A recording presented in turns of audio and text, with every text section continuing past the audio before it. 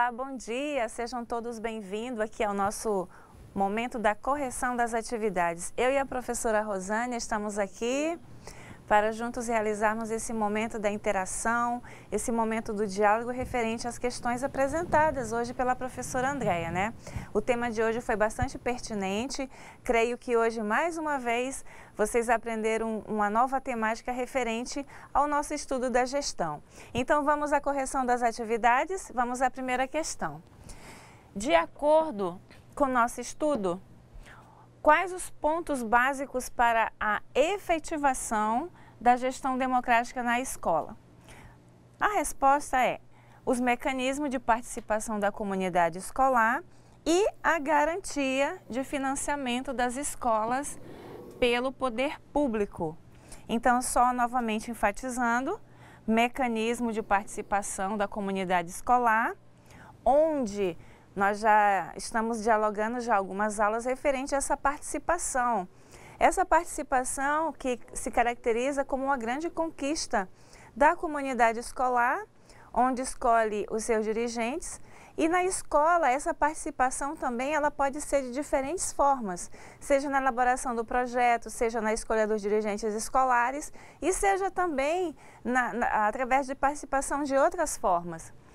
E referente ao financiamento das escolas pelo poder público, nós sabemos hoje que a escola, ela gerencia os seus recursos financeiros. Ela hoje tem essa autonomia para gerenciar essas contas. É importante destacar que na instituição escolar, cada programa tem uma conta específica para que ela possa ser gerenciada. Nesse sentido, fica muito mais fácil, né, para se fazer o acompanhamento e também se fazer o planejamento em cima do que será gasto na escola. Referente à primeira questão, eu creio que vocês tenham respondido nessa sequência, né? Agora vamos correção da segunda questão. Cite outros pontos fundamentais para o desenvolvimento da democracia escolar.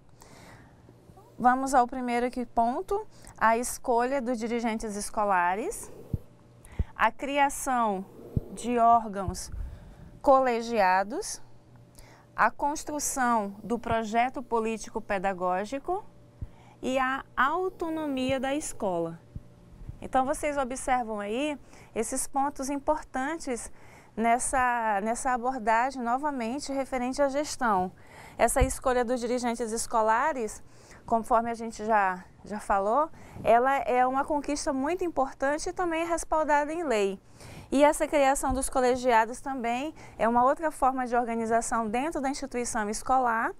E é importante frisar que a escola, além do projeto político-pedagógico, ela também tem o seu regimento interno, onde serão contemplados todos os segmentos da escola, serão contemplados toda a organização, as atribuições, competências e das penalidades.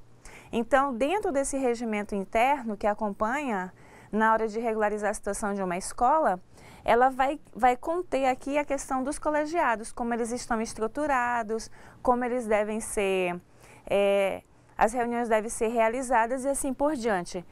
E a construção do projeto político-pedagógico é algo assim importante no ambiente educacional, mesmo porque se trata de um documento coletivo, onde todos os atores que fazem parte da escola contribuirão com a sua visão, com o seu trabalho e, consequentemente, dentro do projeto também nós teremos os planos de ação referente a cada setor da escola. E aqui temos o princípio da autonomia, que não deixa de ser uma grande conquista referente a isso. Essa autonomia que faz parte dessa conquista na escola e que faz também com que a pessoa tenha essa liberdade de expressão também. Vamos então para a próxima questão. Em sua opinião, como funcionário, você participa ativamente dos processos de decisão de sua escola?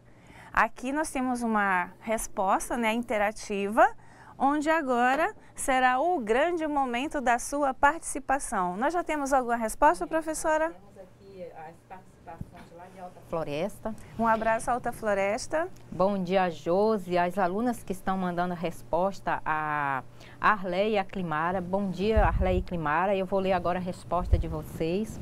E ela diz o seguinte com relação à terceira questão. Elas falam o seguinte: sim, pois na escola eu trabalho, é feito reuniões e discutido sobre as decisões no coletivo. Todos podem dar suas opiniões e ajudar a decidir algo para para a melhoria da escola. E deixa eu ver se tem mais alguma com relação à terceira questão. Essa é de Cojubim, vem da Ismara, a aluna Ismara. Bom dia, Ismara. Ela diz o seguinte: não, pois esses processos de gestão são para ser discutido com os educadores, funcionários da escola, só que isso não acontece. As decisões já vem de um ponto, né? Já vem da própria diretoria mesmo, do próprio ensino mesmo, da própria gestão. Ou seja, o que eu entendi aqui, que ela está nos passando, que a participação, quando já vem uma decisão já vem diretamente da própria gestão da escola. Nós estávamos, inclusive, antes de iniciarmos a parte da correção, nós estávamos conversando a respeito, né, de algumas questões referentes a exatamente como o aluno acabou de apresentar. Vejam só, se os dirigentes escolares foram eleitos através do voto direto, significa que eles não foram apontados por uma única autoridade, mas que eles tiveram aprovação. Nesse sentido, o correto, o ideal, é que se abra para a participação, porque vai depender muito de como vai se comportar o dirigente, como vai acontecer na prática essa gestão. Hoje, 2014, não se pode mais falar em uma gestão centralizadora, mesmo porque a gestão centralizadora, aquela que predomina somente o eu absoluto de quem está à frente do poder, ela se torna hoje um tanto complexa. É certo que existem muitos casos ainda acontecendo em algum lugar nesse momento onde predomina exclusivamente a decisão do gestor. Ele faz de uma forma autoritária, sem consultar os demais integrantes da equipe e fazendo valer somente o seu poder de decisão. E a gente sabe que todos os estudos, todas as leituras direcionam para uma outra forma de gestão. E quem sai perdendo, infelizmente, é quem tem essa gestão totalmente centralizadora, que não precisa do outro para gerenciar. Então, aí se caracteriza em algo assim, extremamente individualista, e com isso a pessoa termina perdendo, ela termina perdendo de ouvir o vigia, a merendeira, a pessoa da secretaria, pessoas que têm visão de trabalho. Não é porque ocupam um determinado cargo que não tem, as pessoas têm sim visão.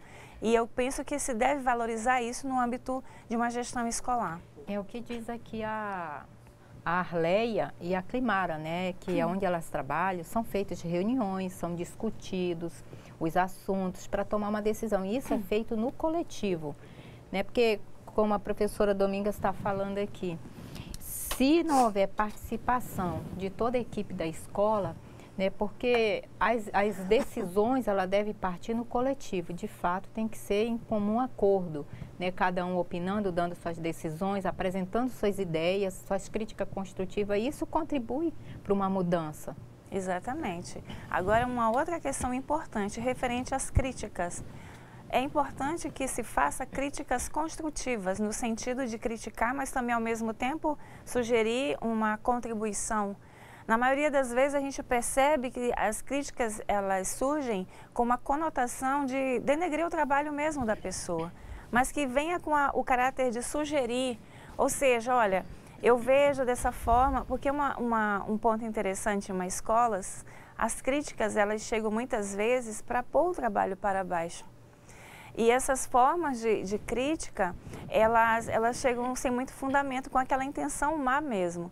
Então, se você tem uma crítica a fazer, faça de forma sábia, mas que ela venha carregada aí, por exemplo, de uma dica para que se possa fazer o trabalho de uma forma diferenciada. Tem uma resposta que nos chegou agora há pouco, que ela vem de Cerejeira. E a tutora Rosângela que nos enviou. A Rosângela vai sempre participando conosco aí. Que bom, Rosângela. Ficamos felizes com sua contribuição. E bom dia a você, Rosângela. Bom dia a Ruth, a aluna que nos enviou. Ela diz o seguinte com relação à primeira questão. Para efetiva a efetivação da gestão democrática na escola, faz-se necessário observar os pontos básicos e os mecanismos de participação da comunidade escolar e a garantia de funcionamento das escolas pelo poder público. Isso já é uma resposta lá da primeira questão.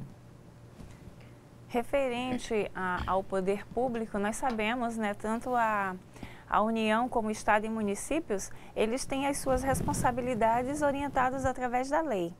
Ou seja, o município e o Estado, eles têm as suas competências, né? Um referente à educação infantil, o ensino fundamental, e o outro ensino fundamental e ensino médio. Ou seja, os recursos, eles são direcionados à escola, são políticas públicas que são pensadas para isso. Recentemente nós tivemos aí, eu digo recentemente, mas é um exemplo macro que nós temos, referente à caravana Todos pela Educação, né? Onde o próprio ministro da Educação viajou todo o Brasil divulgando o PAR, que é o Plano de Ações Articuladas. Com isso, prefeitos e secretários de Educação assinaram um termo de cooperação técnica, se comprometendo com uma contrapartida e o Ministério com outra contrapartida. Fruto disso, surgiram aí alguns programas, entre eles o Mais Educação. O Mais Educação é fruto dessa parceria. Nesse sentido, existem as verbas para aquisição de kits para fazer funcionar as oficinas e existem os kits que são enviados diretamente do Ministério, seja da Educação ou seja dos Esportes. Ou seja, é um tipo de financiamento que o Ministério faz em parceria com os estados e municípios para garantir de uma melhor forma uma qualidade referente ao ensino, o ensino e o processo de ensino-aprendizagem. Tem mais alguma resposta? Essa daqui veio da Maria José, de Espigão do Oeste. Bom dia, Maria José. Bom dia, a aluna Rosa, que nos enviou a resposta. Bom dia, turma de Espigão. Então, ela manda o seguinte, a resposta dela. Com relação à terceira questão, não, pois na minha escola ainda se vê o autoritarismo da equipe gestora, que também recebe ordem.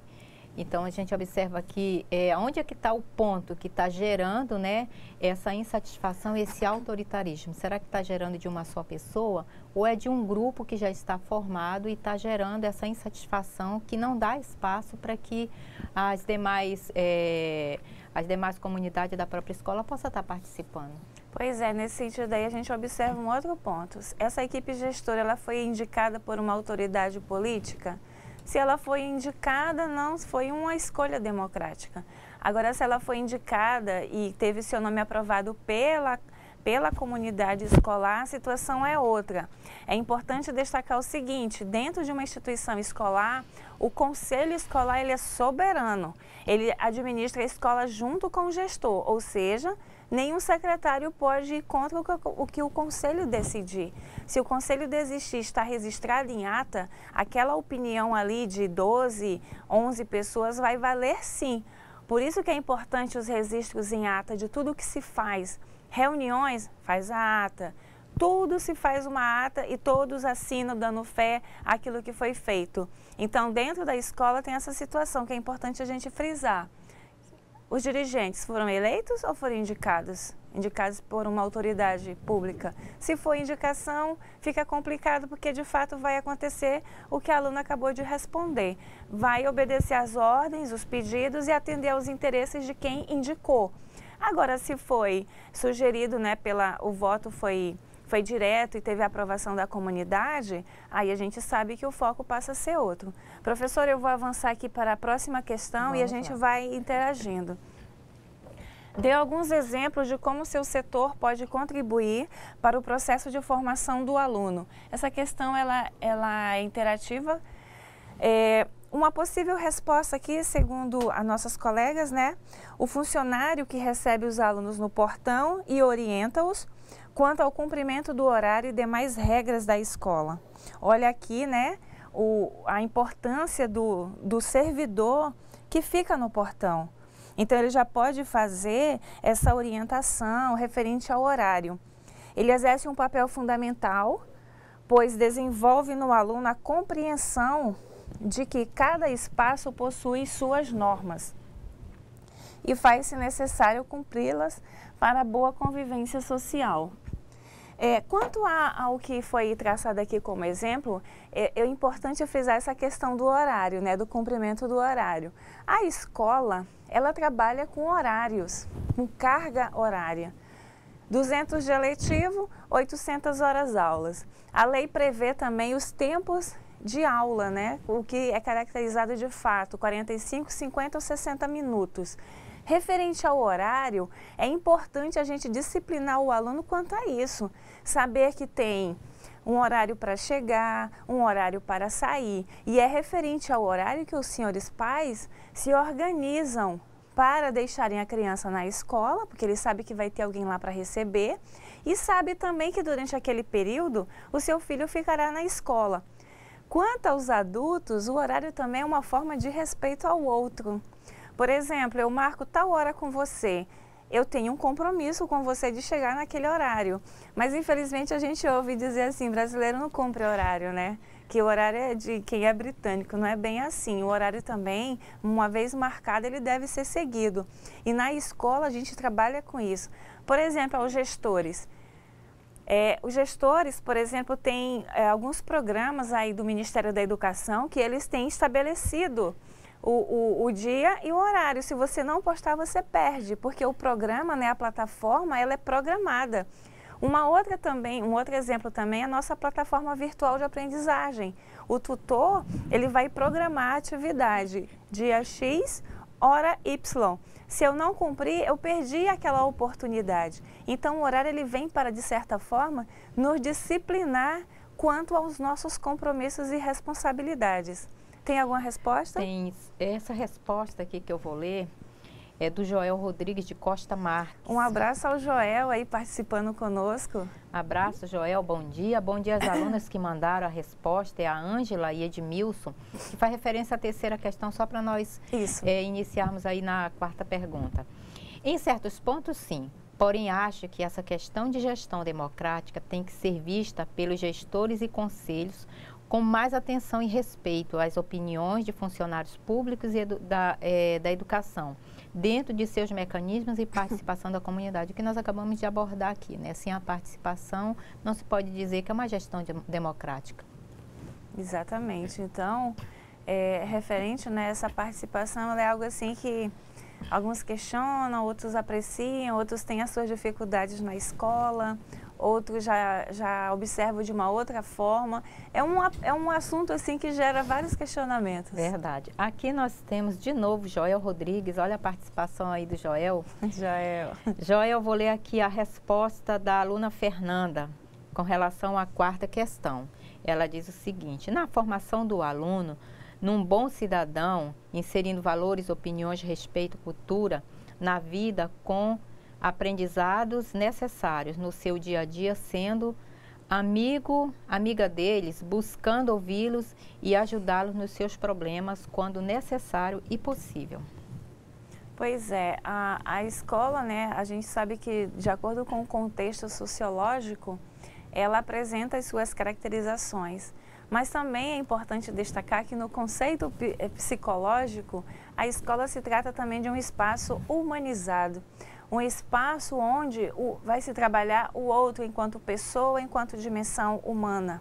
E é nesse trabalho, muitas vezes, que a gente tem a oportunidade de resgatar e também de mostrar valores. Muitas vezes, hoje, por exemplo, buscando um pouco do campo sociológico, hoje a leitura de famílias é totalmente diferenciada de um tempo atrás, né?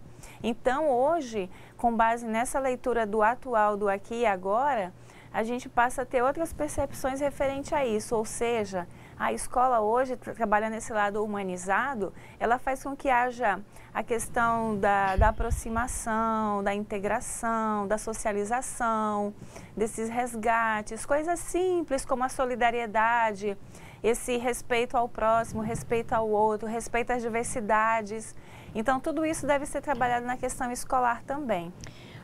O Joel nos enviou também uma resposta da aluna Jennifer. Bom dia, aluna. Nós vamos responder aqui, ler a sua resposta. Ela abrange uma questão meio que cidadania mesmo da função da escola em trabalhar esses processos de educação ambiental.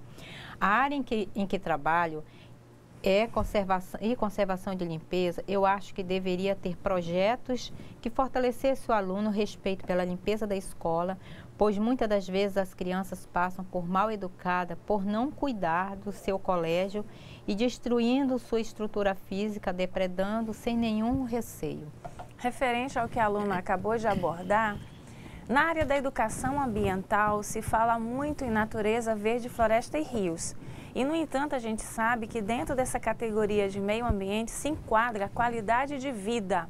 Ou seja, o meio ambiente se refere a onde o indivíduo está localizado. Ou seja, a casa dele é o meio ambiente. Aí vejam só, aí entra um pouco na questão da cultura também. Muitas vezes não se tem essas noções em casa do cuidar, do preservar o ambiente que se vive. Com isso, se vai levar esses ensinamentos também para a escola. Aí veja só, é a Jennifer, né? Jennifer, todo projeto na escola, ele nasce de uma problemática diagnosticada, detectada. Ou seja, se você percebeu aí, junto aos seus colegas, que existe esse problema sério referente ao não saber cuidar da escola, o aluno, porque ele tem que saber cuidar do espaço que ele vive, porque um espaço limpo, ele influencia na aprendizagem e, consequentemente, se torna um lugar agradável. Então, essa problemática detectada, seria bom sentar aí com a sua supervisora, orientadora, quem sabe até a equipe gestora, e montar um projetozinho de conscientização. Trabalhar aí com a turma uma semana, trabalhar em 3 encontros, mostrar como é importante a limpeza, porque um espaço sujo, que não apresenta as condições de higiene adequada, ele pode trazer doenças. E essas doenças, elas vão afetar quem? Pode ser um dos alunos ou um dos servidores. Então, é importante que se tenha o compromisso tanto do cuidar, como de manter preservado essa limpeza também.